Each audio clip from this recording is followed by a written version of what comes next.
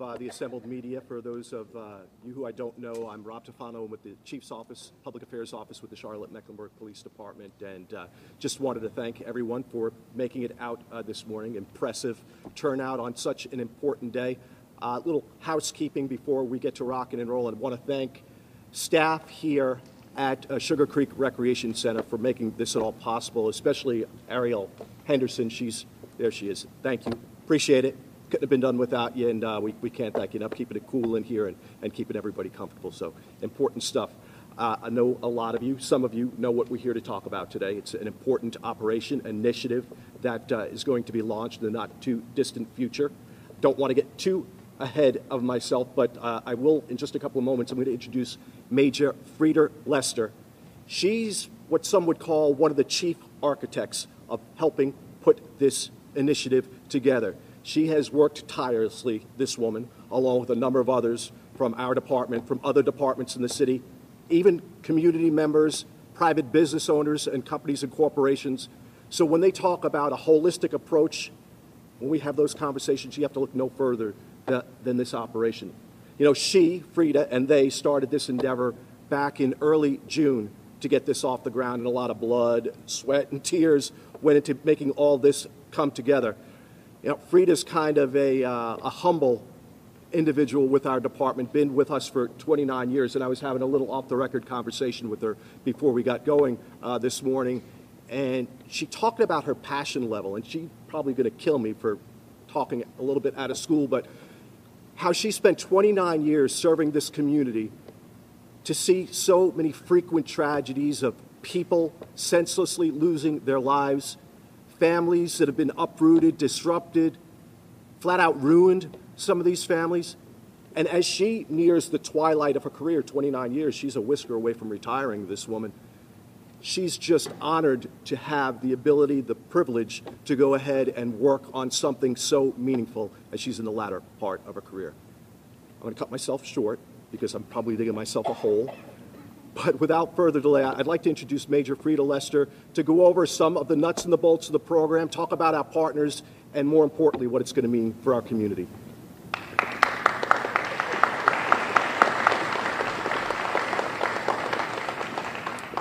So anyone who knows me knows that I don't like talking in front of people that have cameras.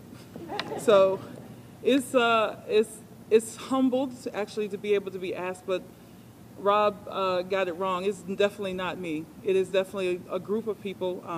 I'll just say that Captain Butler and Captain Arrington have been my rocks. They have been the ones who've given me ideas and helped me go through this. So it's definitely not me. And I wish they could come up here and talk for me. That would be great, but they're not going to do that. So to be honest with you all, when Chief Putney pulled me in June, I was taken aback when he said, I want you to come up with a strategy to reduce violence. How does one do that? How do you, knowing that we're dealing with the number of homicides and how the community is rallying around it, I was really kind of just floored. I was like, I don't know what I'm going to do. But I was able to read some things and meet with some very key people that helped me to kind of get a grasp of it. We used to have a person that came in and did our diversity training, and she talked about how to eat an elephant. And how to eat an elephant was one bite at a time. So as I read and we met with people, we found that it's possible to come up with a strategy or initiative to address violence. Now, it won't be something that we can see tomorrow, but it's definitely something that I feel like in years to come that we'll see the benefit of. The Community Empowerment Initiative is about families. We're going to take one family at a time and bring together a collaboration of holistic, different partners to deal with all of the problems and concerns that the families have. And we're going to start this right here in the Hidden Valley neighborhood. And I appreciate the Hidden Valley neighborhood so much for their willingness to kind of test this out with us and see how this could work for us. But we're going to identify families through our partners. Some have already been identified, but we're going to work to make them stable, to make them whole, and to bring the services that we can to make a change for them. We're also going to look at conflict resolution. And I'm going to tell you, I didn't invent all of this, y'all. I'm going to just tell you right now, I did not. there is so much good work being done in the community and by people. And we met with the Criminal Justice Services, and they already have like pop-up mediation as one of our pillars that we looked at, as well as prevention. Our own community engagement, led by Major Anselmo, does a lot of great work with the REACH program, like with Officer Crawford. So there is a lot of different great things going on in the community. We just wanted to pull it all together and make it one place where they could go. Make it one place where they could go to get services, instead of having to figure it out on their own, or to go to this person, not get turned down by that person. And we're hoping to have community like quarterbacks to help them get through this. And so, of course, we do best at fighting crime, and we're going to fight crime. So don't think that this is all about us, but we have a whole group of people behind us that are going to help us make families stable. Okay? So one of the things I want to do is thank all of our partners. And one of the things that just amazed me is that when we went to every one of these people, they said yes immediately.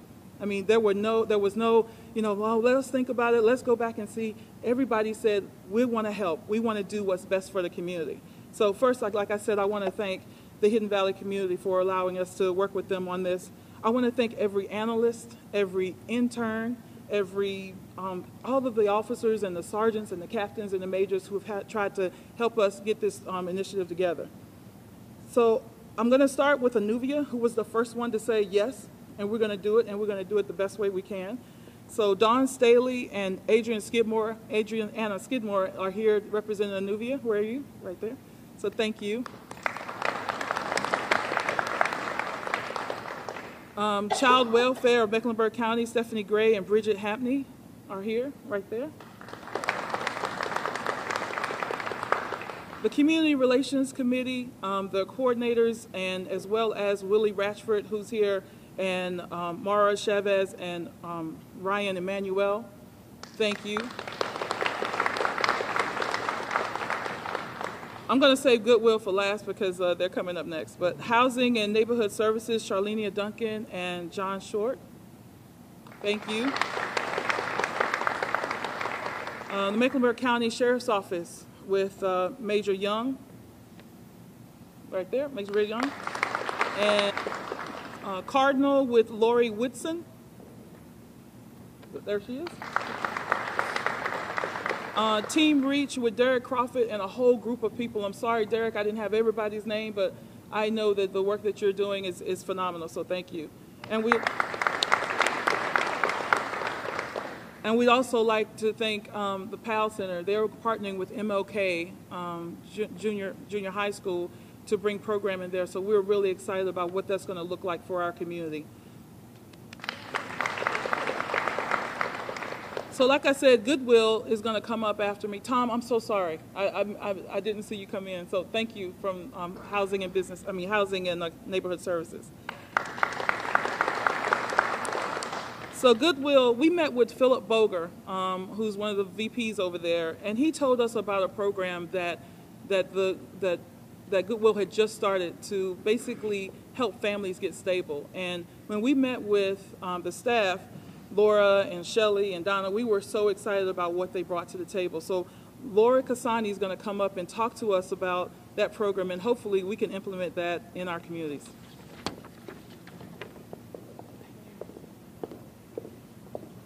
So good morning. I'm Laura Casoni. I work with Goodwill, and I am nervous too. But let me just share a little bit about this program that we are piloting. It's a new initiative.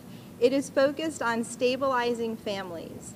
And the idea is to work with families across what we've defined as 5 pillars of stability. But it basically is a holistic model that looks at all aspects of an individual and family's life. That includes, speak up, okay. That includes financial preparedness. It includes health and well-being, skills development, and skills development and career progression. It is grounded in a coaching practice that is strength-based, so families and individuals actually have a coach that works with them as kind of a dedicated resource, as well as an individual that really focuses on a family's kind of basic needs. So food, shelter, transportation, those things that are really required to help a family get to a job, get to work, start to stabilize their life so that they can move forward. And the goal ultimately is family sustaining employment. So we are thrilled and honored to be partnering with CMPD, and that's in a nutshell what we hope to bring to the community in Hidden Valley. So thank you.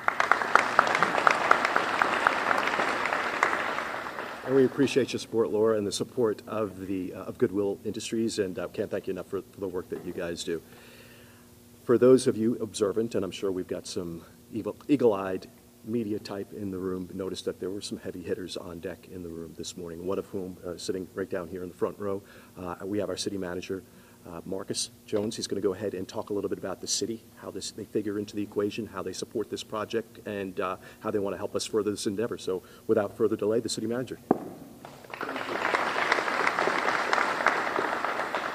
So I've been at this wonderful thing called public service for about a quarter of a century, okay? And one thing that I've learned is that government cannot do it all. So instead of focusing on, let's say, 8,000 city employees or a couple thousand police officers, we have this great opportunity to bring a community together, okay? So the last time I checked, in terms of the census count at the end of last December, we were at about 842,051 people, okay? So can you think about the power that comes with an entire community working together, rowing in the same direction for one common purpose? So I'm proud of everyone being here today. The list is lengthy, but that's wonderful, okay? I believe the list will only get larger. So Rob talked to me earlier, and I had some written notes, and I'm going to put them to the side because he said this is a community event, and I had some real nice things that I was going to say about CMPD and Chief Putney, and I'm going to say them anyway. Okay, so with that said, he's not going to like this, but there's something about being able to engage a community around a one cause, one purpose. And so instead of just being reactionary, we have a police chief and a police department that believes in engaging with the community. So make no mistake, it all begins in the neighborhood. So Hidden Valley, we love you. Being able to come together to bring these types of resources. First, have a pilot program that we believe that is going to be successful based on data. But not only do we have the data, we have the willingness of a community to make a change, working together. So I'll guarantee you this, as we give our full support as a city, and it's not just city folks here, okay? We have the people from the county, we have people from the private sector and the community all working together, that we're going to be able to test this here, but implement throughout the city. And all I guarantee you is that folks, as they have been in the past, they'll continue to come to Charlotte to see how we tackle tough issues with a collaborative and a community-based approach. So thanks for having me here, Rob, and Chief and the entire team. Thanks for being able to test something that we believe is going to make a tremendous difference. Thank you. And we appreciate the support of the city. You know, just to dovetail a little bit off what the city manager said, had some conversations over the last several weeks with Chief Putney about this community empowerment initiative. And Chief is big into allowing or helping to develop others in our organization to flourish, to really give the credit where credit's due. It's the people on the ground, the people doing the work, whether it's our people, whether it's the community. And in a situation like this, it's a collective kind of thing. But there's one thing that really strikes me, and he's probably going to kill me for saying it too, is the more we had these conversations, what really struck me is the way that he would just light up and lean in, the passion in his voice when he talked about helping some of the most disadvantaged people in our community help themselves. That's this guy's sweet spot. That's not just a lip service, that's been a cornerstone of his administration, and I'm going to quit while I'm ahead, while I still have a job. Without further delay, the Chief of Police.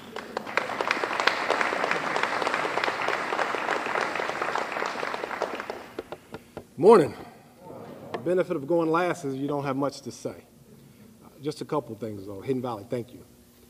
If you guys have been to Charlotte for a while, you know what Hidden Valley stands for. You know the history of it. But what you may not know is the leadership and the dedication and commitment. I strongly encourage you to come through Hidden Valley on a national night out. You'll see what the people of Hidden Valley really stand for. So to be here is an honor. It's humbling, because I think all things come full circle. Major Frida Lester's being very self-deprecating. She taught us true community policing. You know, we came through the academy, we read books, but working under her tutelage is when it became real. Because first and foremost, you lean in and you lead with the heart. And that's what this project's about. As she said, when I called her to my office, we talked about legacy. And this is truly her legacy, because she started this almost 30 years ago. This is what Frida is. This is who she is and what she stands for. This is what this organization represents. So as she was winding down trying to cash in time to get out of here, I said, Frida, you owe us one more thing. You owe us one more thing. We need to fix people. We need to heal families. We need to model community policing at its best. And to be quite frank, we need to shut some mouths. A lot of people are talking about what can't be done to fight violent crime and how we need to do more of this and that. But what they forget is we're talking about human lives. We're talking about people. And when I came into this job a couple of years ago, I said crime fighting, community engagement, and professional development. You see an example of every one of those in our community empowerment initiative. We keep talking about a pilot, but here's the thing that I know that I guess I can disclose to Frida now.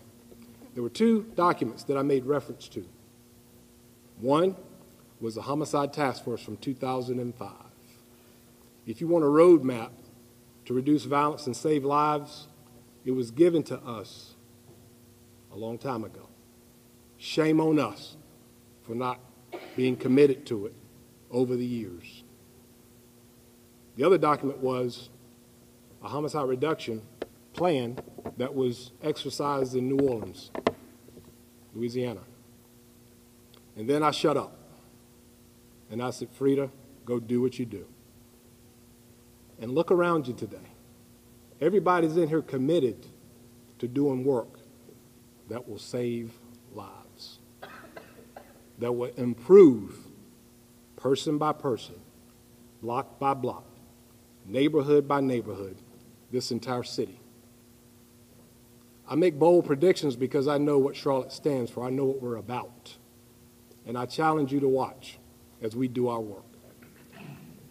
I will entertain any questions you may have for me. I'm sure you don't have any, because I'm last and everything's already been said. But I'm honored and humbled to be a part of this work. Frida, love you. You're not done yet. And if you have any questions, I'll be more than happy to entertain them. How exactly is it going to work, Chief? I mean, as the city manager said, there are 800,000 people in the city. You can't go into everybody's house. But is that the idea, in essence, is to go to somebody's home, get involved in their lives, or yes. What are we talking about? Absolutely. Here's what I'll tell you. There are a lot of partners who aren't here today. They really want to stay back and not get credit, but they're going to come in and do exactly what you talked about with us. The beauty of the model that we talked about when you heard from Goodwill is the data supports what we're doing. It's been done before. I challenge you to look at the Harlem project. Person by person, family by family, block by block. That's how you change a community. That's how you strengthen a neighborhood, and that's how you turn a city around. The beauty of Charlotte is we don't need to be turned around. We just need to be enhanced, and that's how it goes. The big thing for us, though, and I love the fact that we talked about this in June, but my frustration is, you know what date it is. It takes time. I'll be honest with you. I'll disclose something to you. I'm not a very patient person. But when you talk Thank you, Frida. But when you're talking about making improvements that last, everybody wants to focus on crime of today. Watch in 2, 3, 5, and 10 years from now. You watch when the light rail comes through here and blows this place up economically, and people are in houses with equity that they didn't even imagine. Those are impacts and outcomes that matter to us as a community, and that's what you're going to see based on us going in and being strategic about how we take a holistic approach to helping individuals, families, block by block, neighborhood by neighborhood. Yes, sir. One follow-up, if I can. I don't think you get a follow-up, sir. Yes, go ahead. I know the department, when summer first started, schools got out. Yes. We're really hoping to be able to come up with a way to cut back on the murder rate as high as it was. Do you think you had some success over the summer in lowering how fast it was? I can tell you this, the Summer of Opportunity in partnership with the Y made a difference. Hundreds of kids. Some of our partners who are coming online that I promised I wouldn't out them today are doing fantastic work. Talking about hundreds of more kids that they're going to impact, not just during the summer, but year round. So yes, and I'll tell you this, what's hard to measure is what doesn't happen. And based on what we're doing, we're preventing. Our mission is not to fight crime. That's just one of our strategies. Our mission is to prevent the next crime, especially the next loss of life. And yes, sir, I think we've been successful at it, and you ain't seen nothing yet. Anybody else? What kind of timeline are you looking at? Do you know how long the pilot program is going to last, that phase? Forever. This is not a pilot. This is just a launch for me. I know the model works. It's been proven. This is a start of something huge. This is a start of something that we think is really a part of what we stand for as a community policing agency. And it's not going to stop. What Frida has done is started something that's a legacy for us as an organization, not any individual. Yes, sir.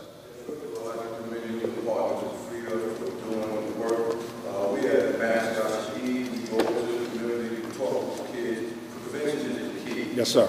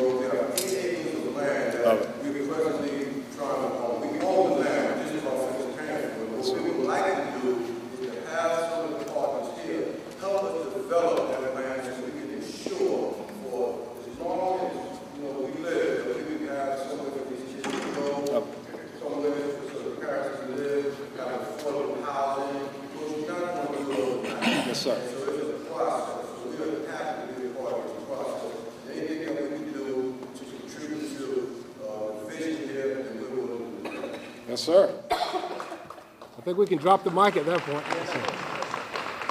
Yes, sir. I'm sorry if I may. Just to get specific, Yes, sir. what will we see differently for tomorrow or the next day or the next week? Will we see centers such as this being used? Will we see new Very centers good question. constructed? Physically, people are going to look around and say, we talked about that. Now, what can we see visibly, tangibly different? Here's what I'll tell you. That's a question for the leadership of Hidden Valley, because the stakeholders are right here. What we're going to do is monthly come back and talk about the data, talk about the impact, talk about the families, talk about the opportunities, and they hold us accountable, all of us. You can lay this at my feet if you want to, and that's fine. I'll take the blame and the credit, but truly, it's about the community. So what they're going to do is they're going to be reported by all of the partners about every step that we take, all the lives impacted, be able to quantify what success looks like, and they will have the story to report to you about what they see differently. That's not going to be on us. Our job is to do the work so they have something to report on. Yes, sir. So you have a, so are we going to do follow-ups now? Go ahead. Okay. Yes, sir. He set a bad precedent. Yes. Yes, sir. But, so just to follow up, Yes. it's really, you're telling them, we're here, we're available, here are the folks who are willing to help, but will there be will they come here, will they physically, somebody's in Hidden Valley, what do they do? How do they contact these groups? Will there be a regular place or meeting or? The initial launch will be at a community meeting, us talking to the leaderships, all the partners there explaining the services available. And then the community says this is what we need, and we start from there. That's how it starts. And then monthly, we report back to the community, not with the specifics of each individual family, but overall success in those measures and those outcomes. So they can say, this is what we see differently, here are the lives impacted, and they can tell the story that you're speaking to. Is that community meeting set yet now, or they? No, sir. No, sir. It is not set yet. Yes, please. How are these families be identified? Are these families identified through the Hidden Valley organizations? How to receive these services? How are they referred, or what? Sure. That's the point of the first meeting. They already have families that they're working with now, and they have a vetting process to determine those needs and that needs assessment. But that's the whole point of having that stakeholder group, that community leadership group, because you should be able to understand what we're looking for and who we're trying to help as well. That's the point of that first meeting. Yes, ma'am. So you will be taking referrals as well? Yes. Yes, ma'am. Directly. Yes, ma'am. Here's what we're trying to do, and this is a Charlotte model. What we're doing is having stakeholders from each geographic area help drive the work, because the accountability has to be at your level. This is your community. So yes, ma'am. Absolutely. Very good question, by the way. Yes, sir. How are you today? Great, sir. How are you? Just fine. Just Right. fine. I'm a community resident Yes, sir. for the last 23 years. And I appreciate all the help that's being offered. But my first question is, at what point are you going to find out what we need? Yes. Okay, Very so good question. that can be Yes. addressed. I mean, it's nice to have somebody come in and wash my window, sweep my steps. But if I need something else done, I mean, when are you going to find out from me what I need? Sure. And at this point, I mean, you guys are coming in and saying, we're going to offer this service, that service, this service, that service. Have you sat down with us, the community itself, and found out what we need? And is that Very good question. Very good question, and that's what we just talked about. I would strongly encourage you to be at that first meeting, because that's what the service providers talk about. And then you talk about priority needs. That's where it happens. And then you come in 30 days later and hear that update. So it's incumbent upon you as a community. Here's what I'll tell you. You get what you tolerate, you get what you demand. So if you're not going to come in and tell us what you expect and what you want to see and what you need, then the assumption is there is no need. But there will be plenty of people, I think, who will take advantage of this opportunity, and really it rests with the community leadership to make sure we're being held accountable. That's how it works. You show up at the meeting, you talk about what those needs are, they have a way of doing an assessment and putting some validity to it, and then measurements to make sure you're getting what you asked for. Thank you, sir. Very good question. All right? Yes, sir. You and then you. Do you have a point person that the community can communicate with? Yes. Jackie Brawley. Right here, that's the captain for your division. Yes, sir. All right? And that'll be handled too at that first meeting. Yes, sir. So if they're coming to the meeting, aren't you at risk of preaching to the choir? If the people that you're going to want to reach might not be the ones who are at the meeting. Sure. Here's how that could work. It's complicated, so follow me. I come in and give the address of the people that I think need that service, and then our partners go out and make that contact. It's just that simple. I don't have to come for services for me. I can make referrals, but there's a process to vet and determine exactly what that need is based on that assessment, and the services still can be provided. All right? Yes, sir. Chief, my name is John Wall. Yes, sir. I'm a resident of Hidden Valley for 44 years. I just didn't come here yesterday. Yes, sir. This is a perpetual endeavor for me, and I'm just a little concerned this morning about the emphasis on the strategy to reduce violent crime. I hope that theme does not resonate in the media from this meeting. True. I'm with you, sir. What we're saying, I'm sorry, I don't want to cut you off. Please. I want to give a reference point. I want to give a context. Yes, sir. I want to reference the city of Charlotte being the quality of life study in 2010, and Hidden Valley specifically. It says the population of Hidden Valley in 2010 is 12,329. I think last year census put it at 16,000. There are a new population of 3,347 in 2010. I'm sure it's more than that in 2017. There are 4,718 housing units in Hidden Valley. 4,718. And the median income in Hidden Valley in 2010 was $35,299. Now, this meeting to me is like the CATS light rail project that we were involved in. We were called to the table after the train had left the station. I haven't been there. I have not heard anything from law enforcement about a pilot program for Hidden Valley with emphasis on that family focus. Sure. I would imagine that the families that you are focusing on, and I'm going to take a risk and make this assumption, that they are tied to the Mecklenburg County City of Charlotte court system. Perhaps those are some folks that have had some interactions with Charlotte Mecklenburg Police Department. And you see some needs coming from those families. But what I'm saying to you, I still view, and there are three views in Hidden Valley. The departments that's not here are landlords and the homeowners. Yes, sir. The second part of here is that group of people out here that don't give a rip about the community. The second part of that is people who are homeowners like myself, who hold this community in high esteem, who work every day to promote and preserve this and develop this community. Yes, sir. Some of them are here in this room. And then the third group of people is the folks who are who have been moved here from other cities, other communities. They come here with nothing but what they can carry on their backs. We see them up and down Sugar Creek Road every day. So how is this pilot program, how are we going to fit this? Where is this going to fit? I just heard bits and pieces of a pilot program. Sure. That frightens me. Sure. That frightens me. That's why, sir, your point is a valid point. A couple things. One of which is we didn't make the assessment that identified all the families. So it wasn't necessarily a court system type of issue. It's more holistic than that. That's the whole point of the conversation around goodwill. But the point of the first meeting is to do exactly what you're talking about, sir. Look at what those needs are. Speak to, you talked about housing, and again, that's part of the holistic process. You talked about home ownership. All of those things are beyond the police. That's my point. Yes. So the initial assumption that we're driving it from the criminal justice angle is not correct. It's much more holistic than that. And I'm with you. I agree.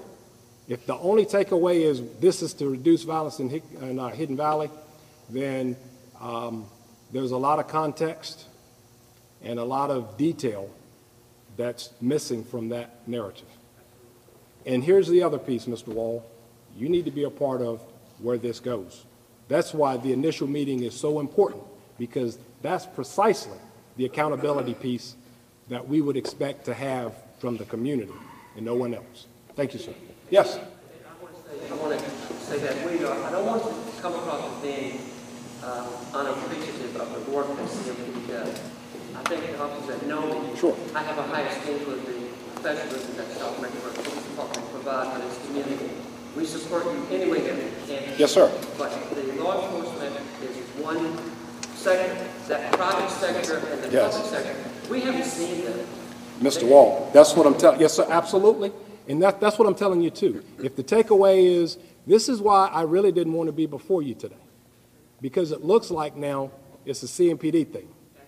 This is a family thing. This is a human thing. And if all you're going to say is, well, the chief is pushing it and Major Lester, then you're missing the point. Community policing, very little of it is about policing. Almost all of it is about the community. So to your point, sir, you set the priorities. You bring in what the need is for your community because you know it much better than I do. Thank you for that. Yes, sir. And while the media is here, Okay. And they're pointing them at me. They won't even talk to them. Go ahead. Yes, sir. For some reason, the Hidden Valley community has this reputation. Yes. And the most recent shooting on Prospect Drive. Yes. Had nothing to do with Hidden Valley. Yes, sir. But when it was reported, Hidden Valley community was right on the screen for this 804,000 folks to see. So that's a detriment to our community. We have a $1 billion light rail line in the business community. Yes, sir. My number one concern is gentrification. Yes. Number two is crime. Yep. But So two things. Let me just jump in real quick, because we're going to just talk all day, and that's fine. But here's what I'll tell you. Two things. One of which is we got to control that narrative, truly. Because, and here's my point, though, Mr. Wall, what you accept, what you tolerate is what you get. So a part of what we celebrate is the work that's beyond crime. If all we want to talk about it, and stop letting people label Hidden Valley what's not Hidden Valley. I mean, that's the other part of that voice. I mean, truly, that's the other part of that voice. I hear you, and I totally agree.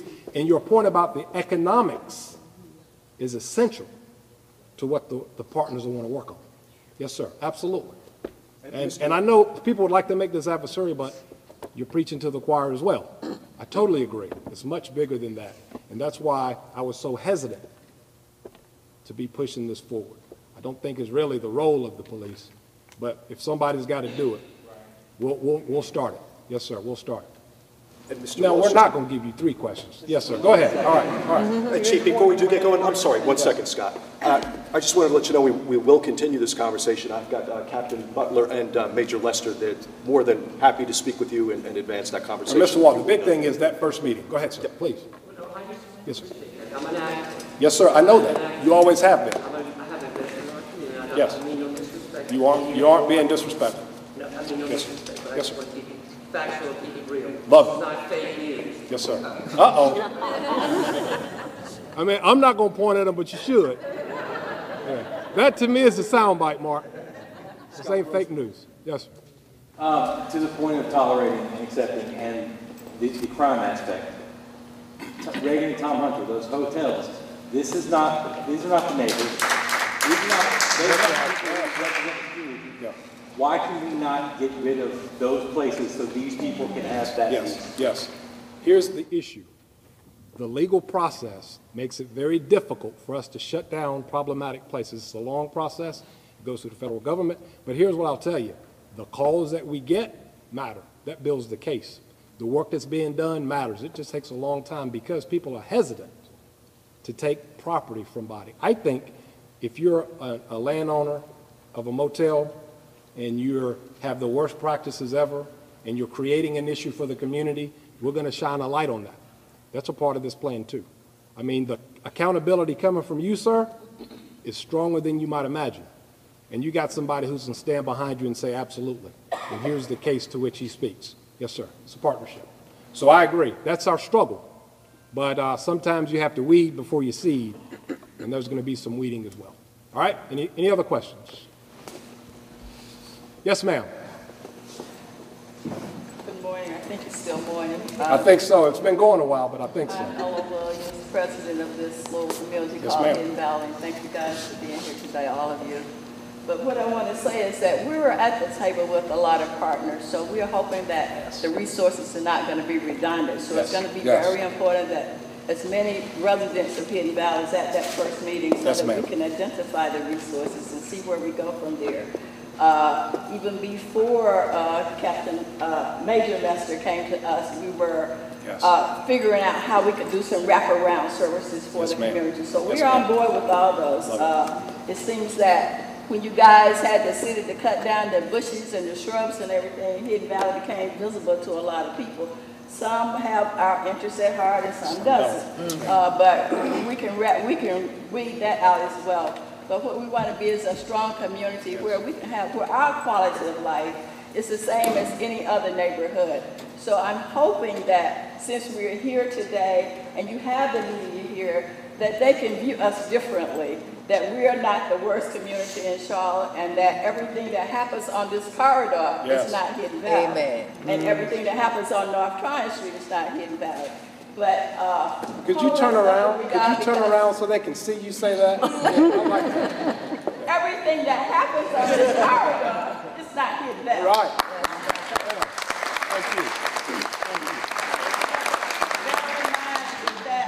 That we want the same respect that you give other communities when it comes to crime and reporting crime. So we will be back in touch with you. We will be at the table with you because this is an initiative that we've been going through.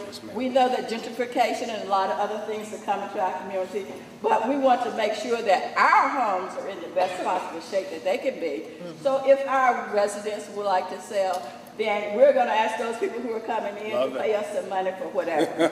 So thank you for your initiative. Love you. Thank you. And we will be back in touch with you. And don't think this is the last time that we're going to speak about this because just so we're this clear, is an active I had community. no misconception. So thank you guys so much. No, thank you. Love you. Thank you.